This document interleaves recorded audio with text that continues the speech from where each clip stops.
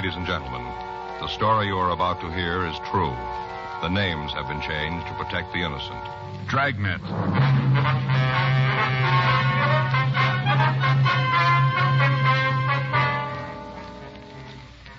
You're a detective sergeant. You're assigned to robbery detail. A pair of thieves has been terrorizing the merchants in your city.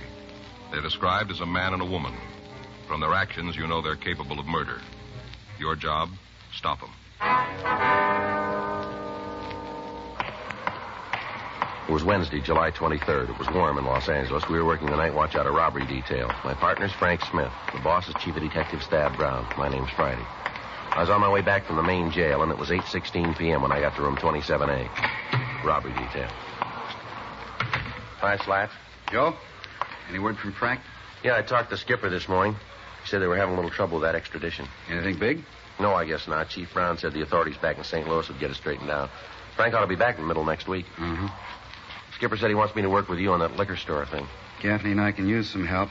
We've run down just about every lead there is. They all end up in the same place. Well, I got a little of it. You want to fill me in on the rest? Yeah. Hot shot, I'll get it.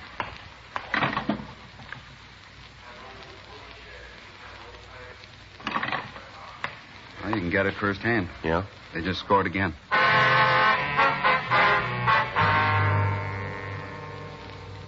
Sergeant Slats Henry, Tom Gaffney, and I went downstairs to the carpool. We took out our robbery car and we rolled on the call code 3.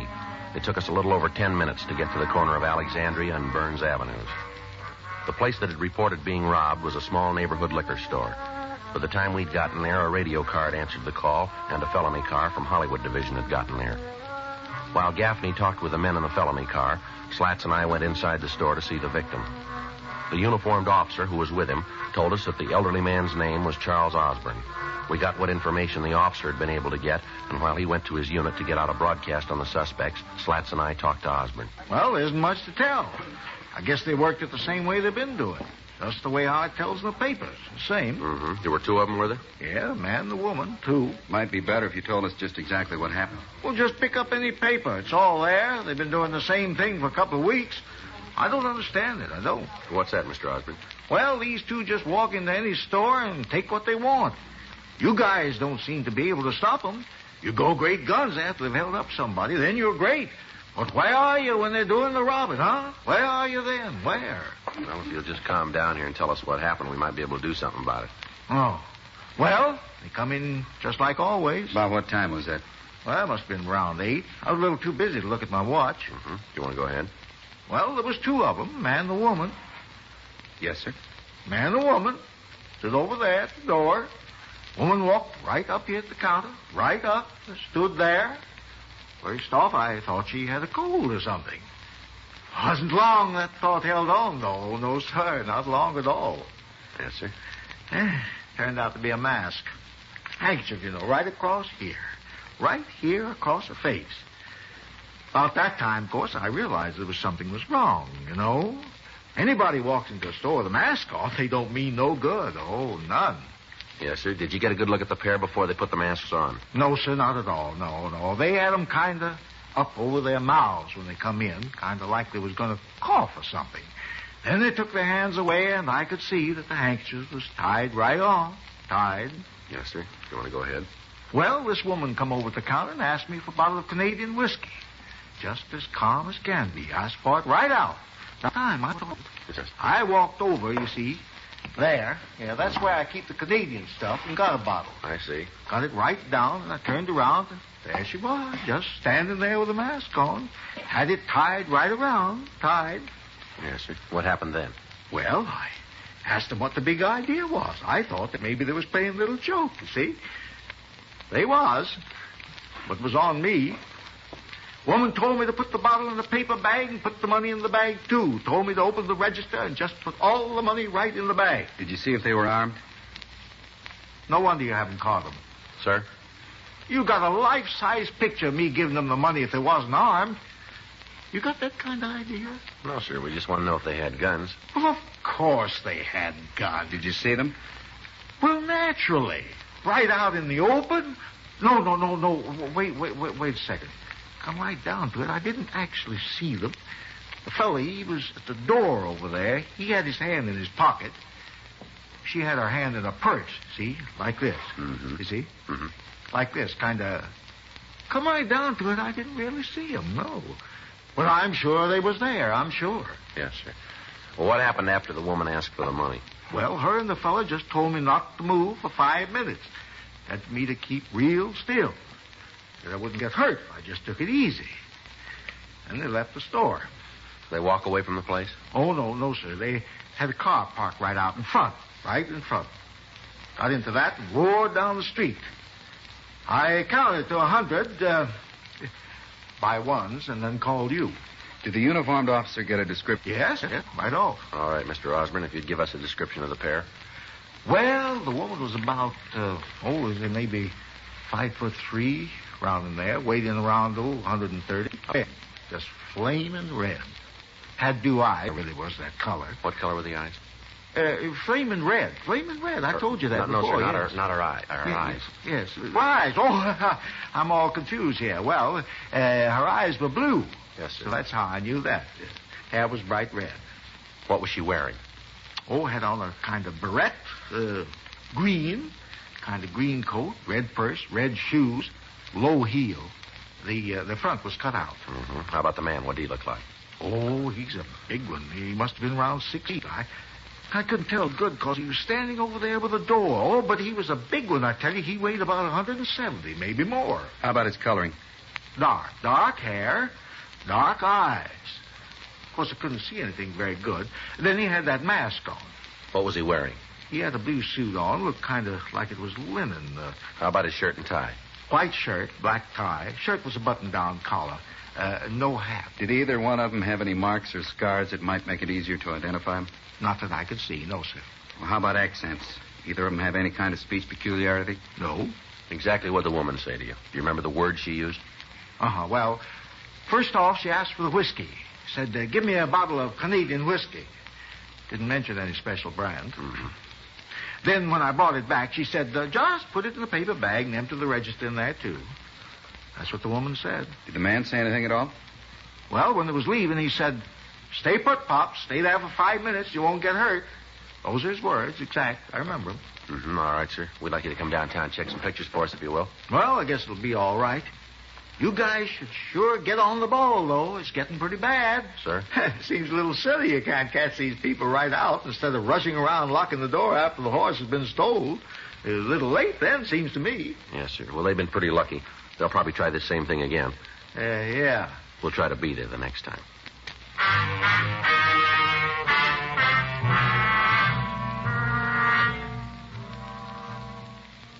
A search of the immediate area failed to turn up anything that might lead to the identity of the thieves. A broadcast had been gotten out to all cars in the city giving the description of the couple, the automobile they were driving, and the clothes they were wearing. The pair was there for the past 3 weeks. In that, they planned to work. They'd steal a car. Then, on the night that they started their operation, they'd pick one of the city's main arterials and start at one end of it. They'd hit 3 or 4 stores in the area in a period of half an hour. The stolen car would be parked on a side street, and the couple would make good their escape. All of the routine efforts had been made to identify them. Due to the fact that a woman was involved in the operation, the State Adult Authority for Women had been contacted for the names of recent parolees. But when these had been checked out, we netted nothing. Because of the circumstances of the M.O., we felt that the first break in the case would come through the woman. The stats office had made several runs, and the possibles had been checked out. Results, nothing. 5 minutes after we'd left the first victim, we got a call. The pair had hit again, further down on Alexandria Avenue. All right, let us through here, please. Officers, let us through. Please. You the cop? Yes, sir, that's right. I'm the fellow who was robbed. I'm him. Slats, you want to see if you can try to clear the front of the place? Right. Okay.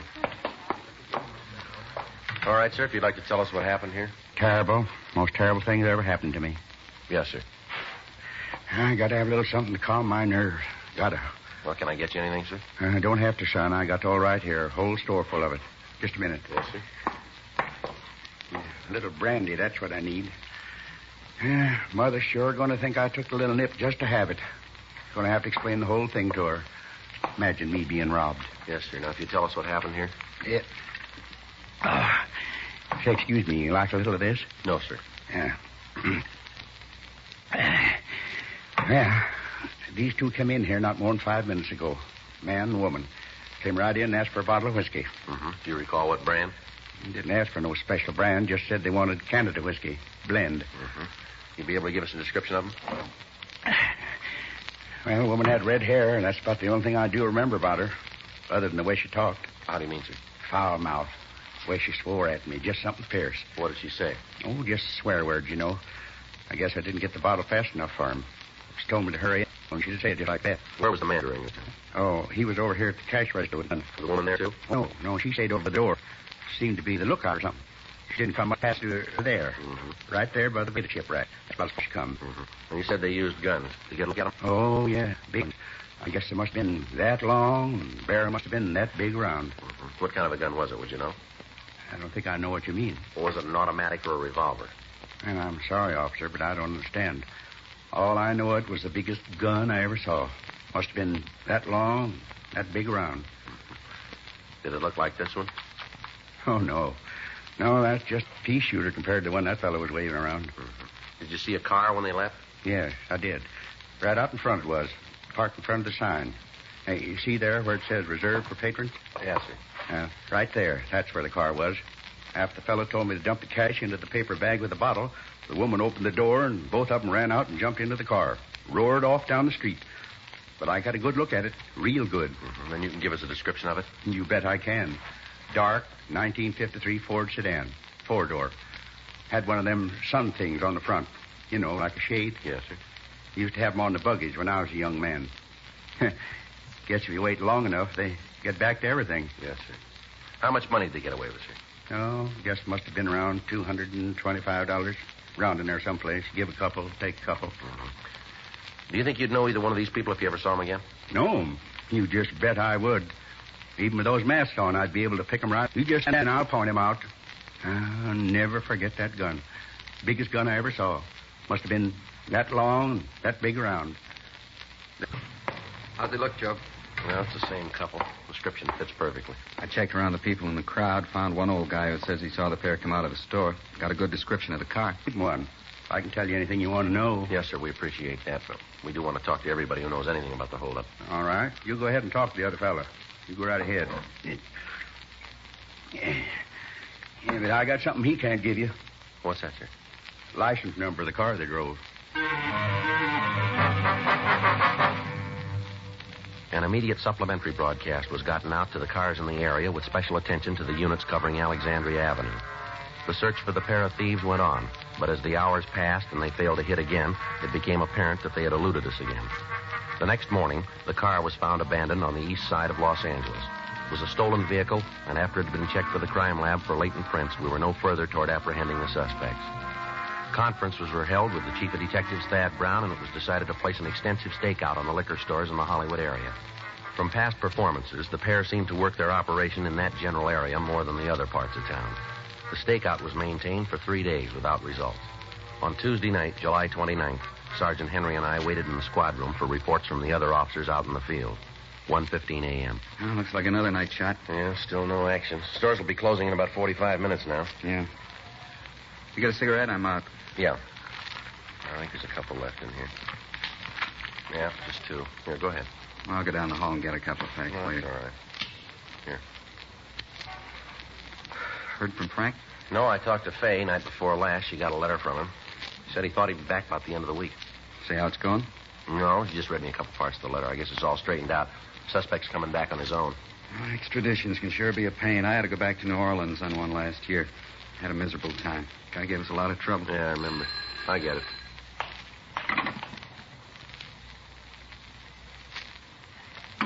Now, let's go. They just hit again.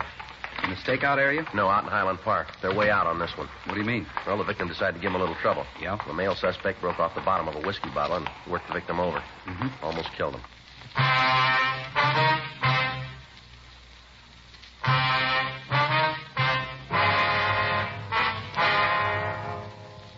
At 1:13 a.m., the pair of thieves had entered a small all-night grocery store in the Highland Park area.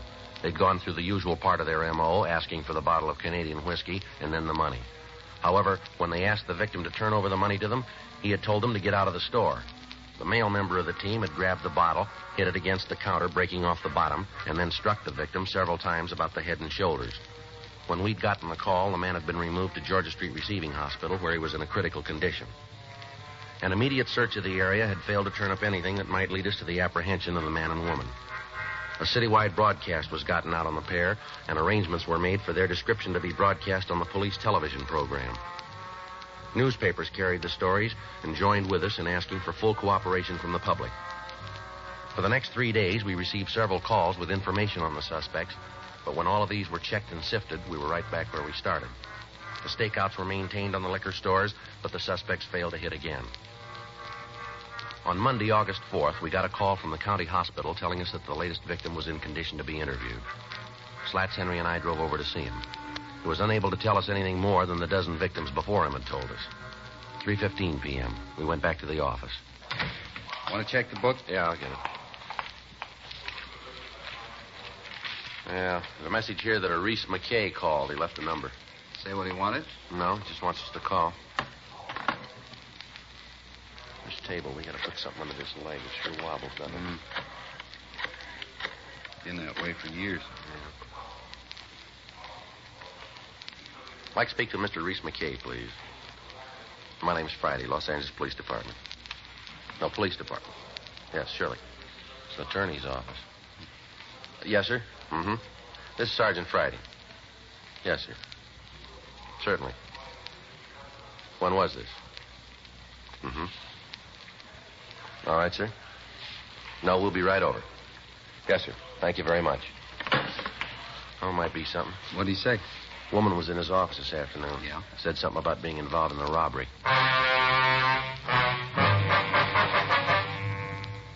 Sergeant Henry and I signed out of the office and drove over to the address the lawyer had given me on the phone. We waited in the reception room for a few minutes, and then his secretary ushered us into Mr. McKay's office. Come in, gentlemen. Thank you very much. Thank you. I'm Reese McKay. Yes, sir. This is Sergeant Henry. My name's Friday. Oh, yes, you're the gentleman I talked to on the phone. That's right. Well, sit down, and I'll try and tell you what happened. All right. Thank you very much. You've got to realize my problem in this thing. Yes, sir. What's that? Well, if this isn't anything worthwhile, I certainly don't want to have a client embarrassed. You can understand that. Yes, sir. I suppose I'd just tell you what happened, and we can go on from there. All right. That'll be fine. A couple of days ago, I got a call from a young woman who said she wanted me to handle a divorce for her. Mm-hmm. We set up an appointment for her this afternoon. She came in, and we went over the problem. I don't want to go into the detail of the divorce action. I don't think that'll have any bearing on the rest of it. All right, sir. Well, to get to the short of it, we were going over the necessary information. The door burst open, and this man came in. Mm-hmm. I wanted to know what it was all about. My secretary was right behind him, seeing that he just pushed his way right through the reception room. Well, who was he, do you know? Well, he said he was the woman's husband. That true? Well, apparently, I told my secretary to wait outside, then I asked him what he wanted. He didn't pay any attention to me at first, said it wasn't any of my concern, told me to keep my nose out of it. Mm-hmm. And he and the woman had a big discussion. Seems that he didn't want her to divorce him, made all sorts of promises how things would be different if she came back to him. Mm-hmm. First, she seemed to go along with the idea. As you know, we like to effect a reconciliation wherever possible. So I told them to go ahead and talk it over. Mm-hmm. Well, I left them in the office and went out of the reception room, and for a while it seemed they were getting along all right. And the shouting died down, and they seemed to have agreed. And all of a sudden, it broke loose again. They started to scream at each other, and I went right back into the office, and just as I opened the door, I heard the man tell her that if she didn't come back, he'd cause her... He said for her to remember that she was been up to, and these were the exact words. Don't forget, you're mixed up in those stick-ups as deep as me. I see. Can you give us the name and address of the couple? Yes, sir, I have it right here. Mm-hmm. Thank you. Pretty difficult to imagine that she'd be involved in anything like that. Pretty woman, beautiful hair. Is that right? Yes, flaming red. We obtained the address the woman had given Reese McKay, and we checked her name through R&I. We found no criminal record on anyone answering her description. When I called Chief Brown and told him what had happened, I asked the record division to make a run on the husband. We found that he'd been arrested 3 years before for attempted armed robbery, but that he'd been released for lack of evidence. 5:40 p.m. Slats and I drove over to the woman's address. The name on the mailbox in the apartment lobby read Mr. and Mrs. George Winston. We rang the bell and we identified ourselves. You want to come in? Thank you very much. Is there anyone else here, ma'am? You mean in the apartment? Yes. No, I'm alone. Where's that door lead, ma'am? Bedroom? You mind if we take a look? Maybe you better tell me what this is all about first, huh? You better go ahead, Slam. Yeah. Suppose you have a lot of nerve. Yes, ma'am. Well, it's true. What's this all about? Isn't there some law that says you got to make a complaint or something? Where's your husband? That bum. Where is he? I don't know, and I don't care if I never see him again. Nothing but trouble did I ever get from him. Miserable man. Mm-hmm. You haven't any idea where he is? No. Don't think I'd tell you if I did until you let me know what this is all about. What's your husband do for a living, man? You guys are so interested in him. Why don't you ask him yourselves? Place is clean, Joe. I told you that going in. What's this all about? Now, come on, tell me or get out. We understand you and your husband had an argument this morning. Two of you mentioned something about a robbery. Oh, I understand it all now. Now it's all real plain. Look, what George said was a joke. That's all just a joke. He didn't mean anything by it. The way we got the story is Mixed up. come downtown and tell us all, Pep. What for? Oh, we've got some people down there we'd like you to meet. I got enough friends. Well, then let's put it down that these people would like to meet you. Do you want to get your coat? I think there's supposed to be something like a charge, isn't there? Yes, ma'am. That's the way you want it. I do. All right. Suspicion of robbery. What makes you think you can make it stick? Well, we wouldn't be taking you in if we didn't figure we had a case. You'd save all of us a lot of trouble if you'd tell us where we can pick up your husband. What's in it for me? What do you got now? Nothing. Well, that's the best we can do. What makes you think you can hold up this kind of a charge? A dozen victims, for one thing. Slats, you want to check the closet, see if you can find the green coat and the red shoes and purse? Yeah. What happens if I've got a green coat? Well, it makes us look pretty good, doesn't it? A lot of girls got green coats. Yeah, we're looking for one. She's supposed to look like me? Description we got matches exactly. A lot of people in the world look like me. Same people who have green coats. Got him, Joe. Found him up on the shelf in the closet. Take a look. They match what we heard. Now, would you like to try this coat on, Miss? Oh. Is that right? You just bet, and it's going to cost the city a lot of money because I'm really going to make a big thing out of this. Well, if we're wrong, we'll admit it. Then you admit you could be making a mistake. No, we don't. I read in the papers where there was an old guy beat up in a robbery. One you're after me for? Might be, yeah. How's he doing, the old guy? Well, we're not sure yet. He's going to live, though, isn't he? I told you, Miss Winston, we're not sure. You got a cigarette? Here. You really think you can put me in those stores? Yes, we do. I can't make a deal, huh? I'll tell you things and have it go any easier? No, ma'am. All we can do is see that isn't way. Best I can get? That's the best. I'll take it. What? I'll tell you about it. Tell you the whole thing. All right, go ahead. Oh, you got George. I knew when he hit that old man we'd had it. Knew it right away. That's why we quit. I was afraid. If the guy died, you'd be able to for murder. I didn't like the robbery part, but I didn't want any part of a killing. I never did like the setup. Never. I used to tell George I didn't like it. That didn't make a difference to him. He wanted to be the big man. He used to sit here after hitting the... He'd get the morning... He'd laugh at the cops because he had them running after themselves. You know where he is? Yeah. He's in a hotel down on West 7th, using the name Evanston. I'll give you the address. All right, let's go. Oh, George. He's going to be real surprised when you walk in on him. Real surprised. Sure wish I could see the expression on his face when he finds out what happened. Sure like to see it. Well, that makes you even, doesn't it? Huh? He'll want to see yours.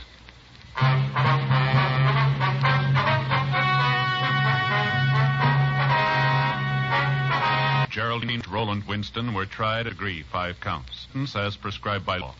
Robbery in the first degree is punishable by imprisonment for a period of not less than 5 years in the state penitentiary. You have just heard Dragnet, authentic story of your police force in action, and starring Jack Webb, a presentation of the United States Armed Forces Radio Service.